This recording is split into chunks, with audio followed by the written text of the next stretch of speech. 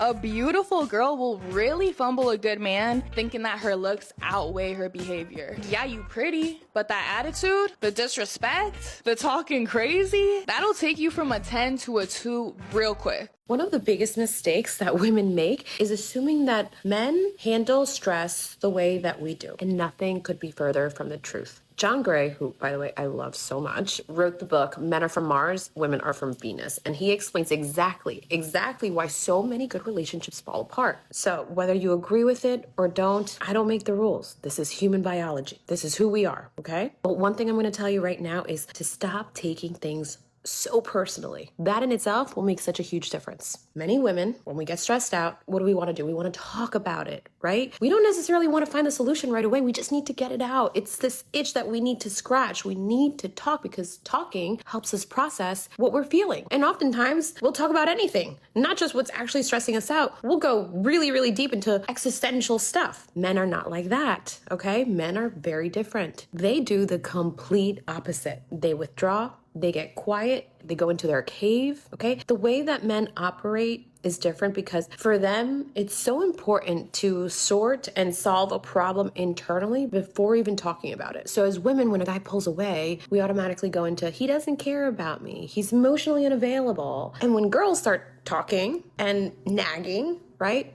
A man goes, she's overwhelming. I can't do this. I'm already stressed out. Nothing I say is helping. I just need a minute. Give me a minute to breathe. So while this happens, even though they love each other, they care about each other, whatever, they're just speaking two completely different emotional languages. And we have to understand that. Psychologically, women feel closer when they're able to express their emotions. And men feel better after they've had time to themselves to think, okay? Neither response is right or wrong. This is just how we are different. But the issue is when both parties can't understand how the other person copes.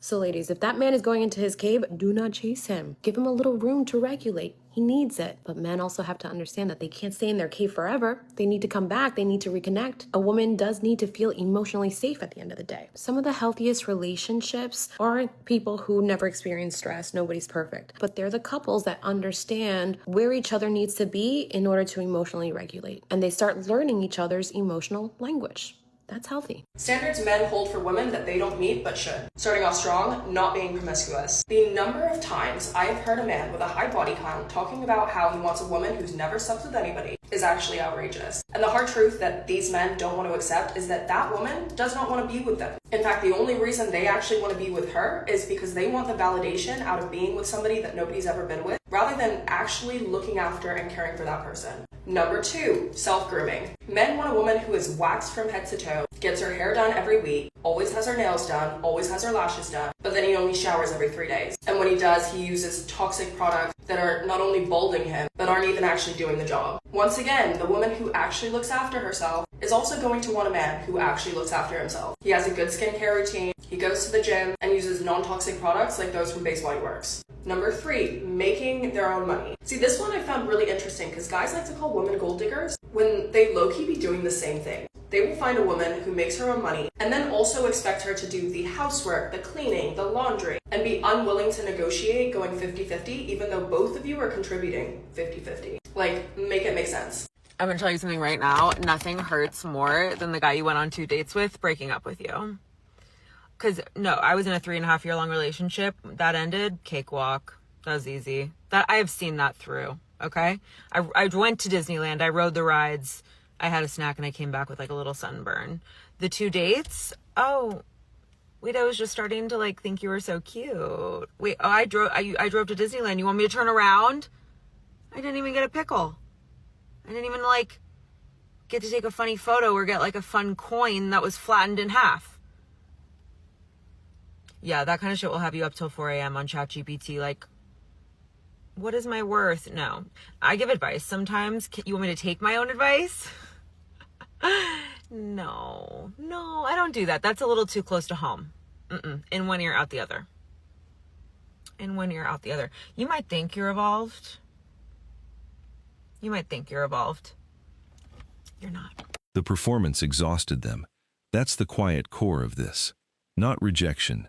Not bitterness, exhaustion from years of calibrating behavior around female approval as the primary success metric, being kind enough, patient enough, emotionally available enough, ambitious enough, sensitive enough, all toward an audience that treated those qualities as due diligence rather than value. The good guys who stopped performing didn't become bad guys. They just stopped auditioning. When a man stops texting you the way he used to in the very beginning, that says absolutely nothing about your self-worth. You need to understand that, okay? But how you respond to it does. Let's be honest, when the energy changes, a lot of women don't stay calm. They start replaying everything in their head. Was I too available? Was I too distant? Was I not enough? Was I too much? And all of a sudden they're rereading every single text from 3 days ago like it's a court document. And somewhere in their brain, they're trying to build a case for why the dry spell started. Listen, a man's inconsistency isn't a puzzle for you to solve. It's purely data. It's information. And this is where a lot of women start to lose the ground that they gained. Instead of observing the change, they start auditioning for this man. And this is a trap. This is a trap. The second you feel yourself trying to earn back the behavior that he gave you freely in the beginning of the relationship, you need to tell yourself to stop, because now you are no longer dating. You're negotiating for his breadcrumbing, okay? And the woman who gets the respect is a woman who does not panic when that energy starts to shift. It's the woman who notices it, adjusts accordingly, and refuses to beg for what should come naturally. The second you decide that you're not gonna over-explain and you're not gonna over-pursue, that's the moment you stop being convenient for that man and you start becoming unforgettable. I don't know if anyone can relate to this, but I've been single for a really long time, and I always have guys asking me like, oh, how's a girl like you single? Like insinuating like I shouldn't be. And I'll tell you why I'm still single. Because my standards are, at this point, they're through the roof. Like, good luck meeting them. I mean, I require reciprocated energy, good communication, meaningful conversation that's not just how was your day, respect of my time, actually treating me like you value me as a person and that you can actually bring something positive into my life.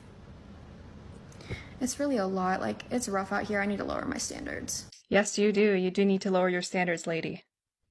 Okay, cool, but what I'm hearing is just a bunch of me. It's all about me. What are you actually going to offer in return? Because your standards are up here, but I'm not hearing anything about what you're going to do to come level with those standards.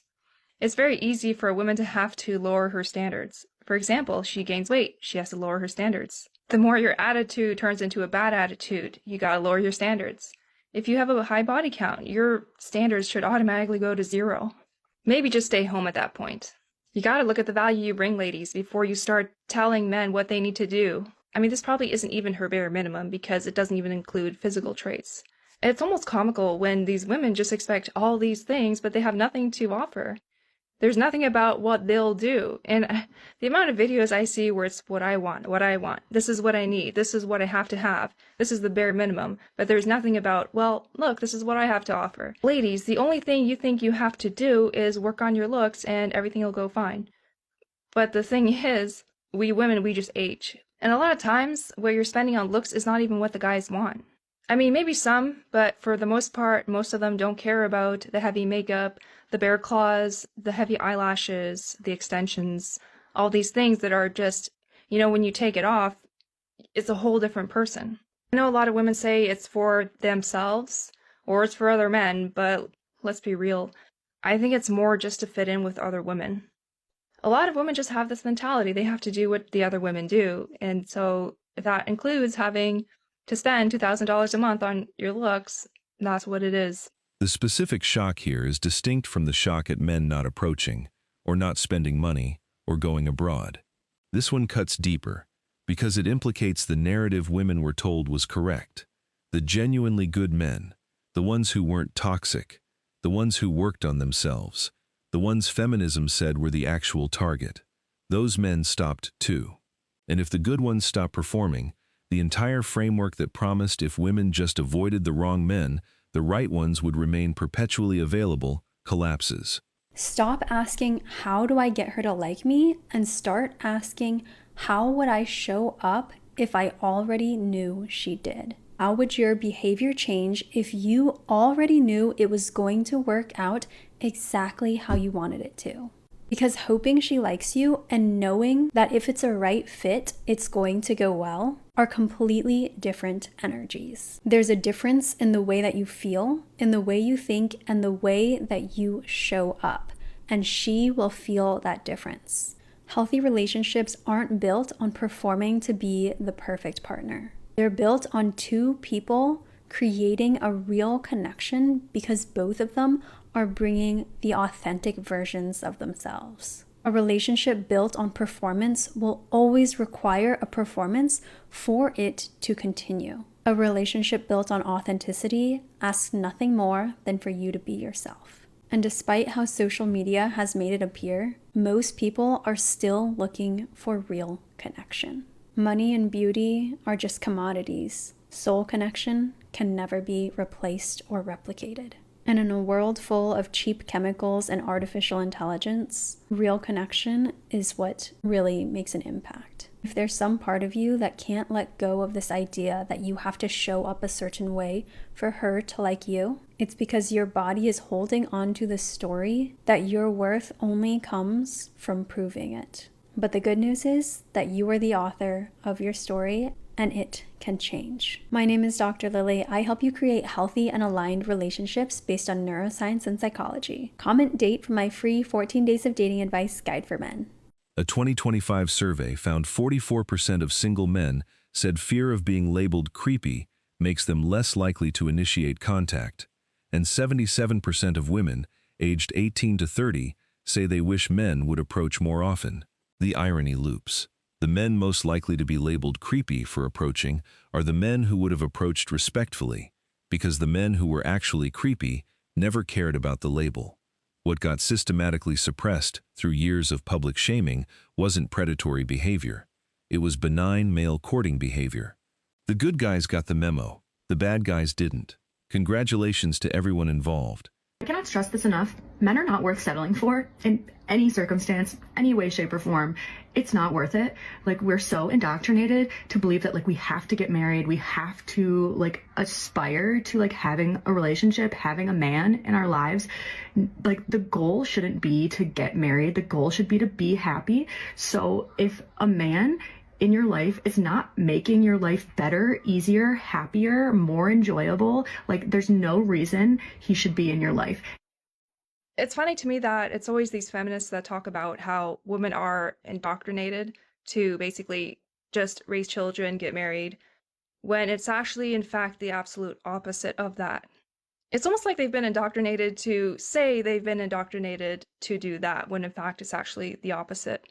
Because it's definitely the opposite of what is happening. If a woman ever puts her family before her happiness, she just gets shamed by the rest of the women. At least when men settle for a partner, they get like a personal assistant, a house manager, a nanny, a chef, a therapist. What do women get when we settle for a man that treats us like less than the way that we want to be treated? We get emotionally, physically, mentally drained. Right, you're sitting in your comfortable house made by men, filming with your camera made by men, talking about how you don't need men. Oh, wonderful. How fitting. I mean, if we're going in that direction, men can hire someone to do all of these things. It's not like you have some special skill by folding laundry. It's nothing. The performance involved more than approach. Good men performed emotional availability in relationships without receiving equivalent emotional investment. They performed patience through ambiguity, while she figured out what she wanted. They performed financial generosity without expectation of reciprocity. They performed loyalty in environments that made loyalty a one-sided proposition. Each performance extracted a resource from a man who had a finite supply, and when the supply depleted without meaningful return, the performance stopped. Not in anger, in accounting. The number one thing that confuses me about dating right now is that it feels like a lot of guys like me, but they don't want me. Like, they're physically attracted to me, they might like talking to me, they like all my stories and everything on Instagram, they might send me a DM every so often, but no one wants to actually make an effort to create something substantial with me. No one wants to make any sort of commitment, no one wants to plan dates, and I feel like I'm in such a weird period. Sorry, there were people, but it just feels like I'm in a weird holding period with a lot of these guys who are definitely breadcrumbing me, stringing me along, making me think that they're eventually going to make an effort. I just have to give it time, and I can't rush anything. There was one certain guy that We had been on 2 dates, they went really well, we were talking, we were FaceTiming, and I tried to plan a third because he hadn't yet, and it had been 2 weeks since we had seen each other. So I tried to plan a third, and he told me that he thought I was forcing it, and he was like, it'll just happen, let it happen, like, when we can see each other. I'm like, plans just don't happen out of thin air. Someone has to plan it, and clearly you're not. So I was told I was forcing it. So I don't know, it's very confusing to be liked by many but wanted by none, and it's kind of sad. I don't know who needs to hear this, but if that man is confusing you, he does not like you. And that doesn't mean there's anything wrong with you.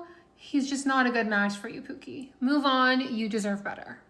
Like, secure men, good men, have standards. They know how to treat a woman. They know how to respect women. They respect the game. They respect the athletes. They respect all these things. So if that was who was looking at my post, they wouldn't feel the need to respond unless it was substantiating the fact of what I said, or except if they wanted to validate what I was saying and give confirmation, like, yeah, like, there's some good men out here and we will speak up and they should have spoken up. Like, that would be the response that I would hope to get. I didn't get that. I'm getting a lot of Karen, a lot of libtard. I'm like, first of all, this isn't political. Like, this is people, man. This is women. This isn't political. As soon as people really understand that, maybe we can start to build on that divide. But right now, you guys are fucked up. Facts. The "it's over" framing isn't hyperbole, it's chronological. The window in which a good man's performance could be redirected back toward genuine partnership was finite, and for a significant cohort of women, it closed while they were waiting for something better. The man who performed for a decade, left the performance, and rebuilt himself around his own values is not the same emotional entity he was when he was still trying. He doesn't carry that particular availability anymore. He's been rebuilt around different materials. In a nutshell, you're going to stop chasing validation. You're going to focus on creating connection instead. If you stop trying to impress her, you're going to see amazing results. You're going to see these women are talking and interacting with you more. And then you're going on more dates and you're not just getting ghosted. I know it's hard out there. Soul ties, but ours unfolded. Doesn't mean I didn't love every moment. I miss your small. Every good man watching who has stopped performing, the exhaustion you felt was your internal accounting system doing its job correctly. Performance without return is extraction, regardless of how softly it's dressed. The energy you've reclaimed from the approval audition is now available for the one audience whose standards are both worth meeting and within your control, yourself. Build to your own specification. The right partnership recognizes what was built without requiring the builder to perform for the blueprint committee. If she fumbled you, she's just dumb. Why would you even want to be with a woman who can't even recognize a good man when she has one? You're over here stressing, overthinking, chasing for someone who had you and didn't see it? Come on, you deserve better than this. They're pulling away and you're freaking out. I get it. There are 3 reasons why someone pulls away after you've started dating seriously. From least common to most common. I'm Dr. Sarah Hensley. I'm a specialized social psychologist, and I've been studying the science of attachment and attraction inside romantic relationships for nearly 20 years. Least common reason, they're not into you, they're not attracted to you. This is usually found out in the earlier dating phase. So if you've already established a connected, exclusive relationship with someone, this probably isn't the reason that they're pulling away. Number 2, they aren't over their ex, and either they're still in contact with them or they have realized that they don't want to continue in this relationship because they just never got over the hurt and pain of their last relationship. And number 3, the most common reason, they have some type of attachment avoidance. Let me break that down. A fearful avoidant will be very vulnerable, very connected, very loving, very deep, very complex inside of their relationship, but they may shut down and push you away really hard if they perceive they have been hurt or that they perceive they will be hurt. Even minor hiccups or conflict in a relationship can cause this for the fearful avoidant. Or they have dismissive avoidant attachment. They pull away and withdraw for a totally different reason than the fearful. And so many coaches on here just talk about avoidant attachment or attachment anxiety, and that just shows that they really don't understand the nuances of attachment theory and how applicable they are to everyday relationships. Breaking things into anxious and avoidant loses so much variance, as we would say in psychology. Dismissive avoidance will pull away in a relationship due to overwhelm. So their wounds are more around feeling trapped, feeling stuck, having to meet someone else's expectations, and how that takes away from their independence. So withdrawing is known as deactivation in attachment science. And the interesting thing about all this is the two types of avoidant attachments withdraw and they don't really understand that they are actually going avoidant. They just feel like they are sort of protecting themselves, if they even notice that they've withdrawn at all. And FA is usually pretty noticeable because it's a hard shutdown. Like they're a tough shell to crack once they've deactivated. The dismissive avoidant will hem-haw all day long and try to keep you in a position where they still talk to you, still breadcrumb you.